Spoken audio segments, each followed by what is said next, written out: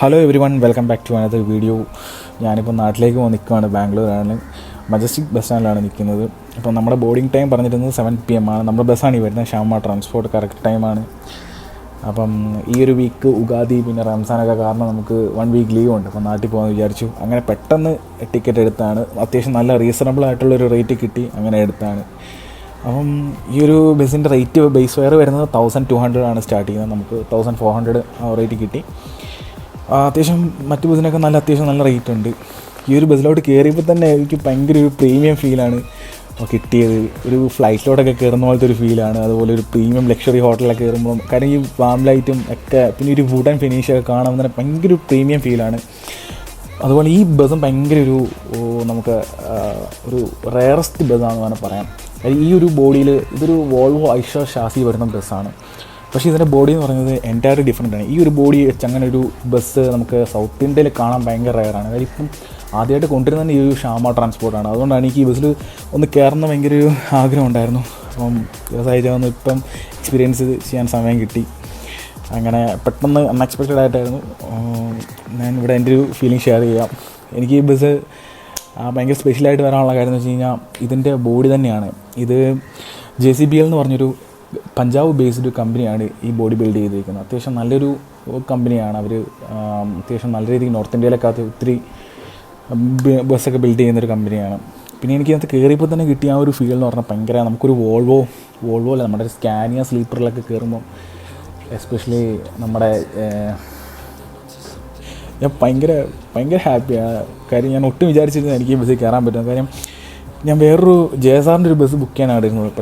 പെട്ടെന്നാണ് ഈ കണ്ടത് ഈ വണ്ടി. അത്ര ഈ റേറ്റും ഇല്ല, ഓൾമോസ്റ്റ് ഒരു 100 rupees വ്യത്യാസം മാത്രമേ JSR ഉള്ളായിരുന്നു. അതും സീറ്ററാണ് കിടന്നിരുന്നത്. അപ്പോൾ ഞാൻ ഇത് സ്ലീപ്പറും ഉണ്ട്. അങ്ങനെ പെട്ടെന്നങ്ങ് ഒന്നും നോക്കിയില്ല, എടുത്തു. പക്ഷെ അത് വോർത്തായിട്ട് എനിക്ക് ഭയങ്കരമായിട്ട് തോന്നുന്നു. കാര്യം ഇതിനകത്ത് ഇരിക്കുമ്പം കിട്ടുന്നൊരു ഫീലിംഗ് ഞാൻ ഭയങ്കര ഹാപ്പിയാണ്. കാര്യം ഞാൻ വെയിറ്റ് ചെയ്തിരുന്നു. എനിക്ക് ഈ ബസ്സിൽ നിന്ന് കയറണം ഭയങ്കര ആഗ്രഹമായിരുന്നു. അറ്റ് ലാസ്റ്റ് ഫൈനൽ ഞാൻ കയറി.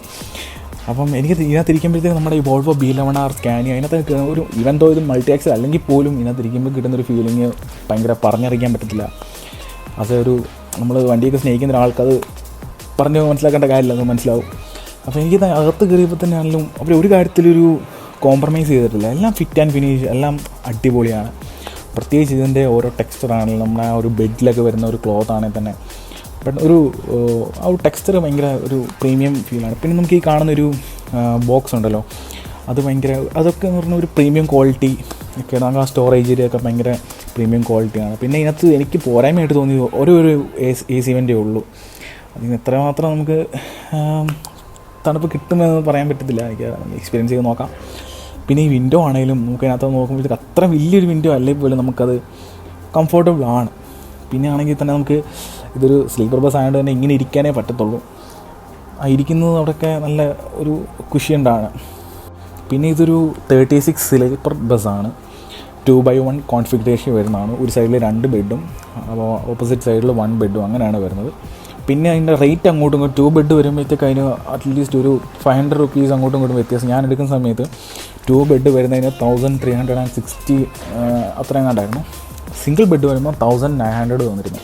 അങ്ങനെ ഒരു ഡിഫറൻസ് വരാൻ ചില സമയത്ത് വരുന്നുണ്ട്. പിന്നെ സീസൺ ടൈം ആകുമ്പോഴത്തേക്ക് അതിനനുസരിച്ച് കൂടും, ഒബിയസ്ലി കൂടും.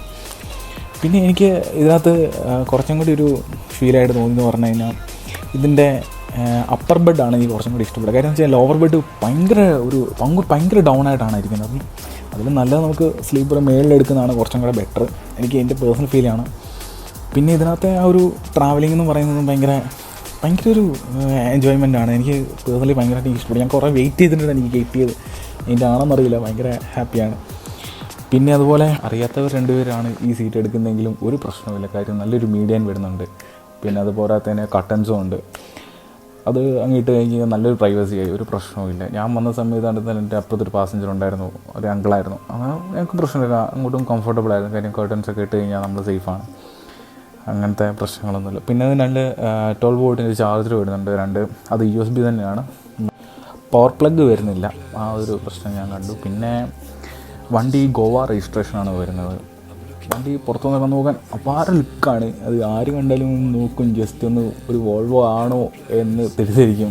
ഇവരുടെ ലിവറി ആണെങ്കിലും വലിയ പ്രശ്നമൊന്നുമില്ല, അത്യാവശ്യം ഓവറാക്കിയിട്ടില്ല. നോർമൽ ഡിസൈനാണ്. ഇതിൻ്റെ പെയർ ബസ് ആണെങ്കിൽ തന്നെ ഒരു ഫുൾ ബ്ലാക്ക് ആണ്. അത് കുറച്ചും കൂടി ഒരു അട്രാക്റ്റീവ്. എനിക്ക് പേഴ്സണലി ആ ഒരു കളറാണ് കുറച്ചും കൂടി ഇഷ്ടപ്പെട്ടത്.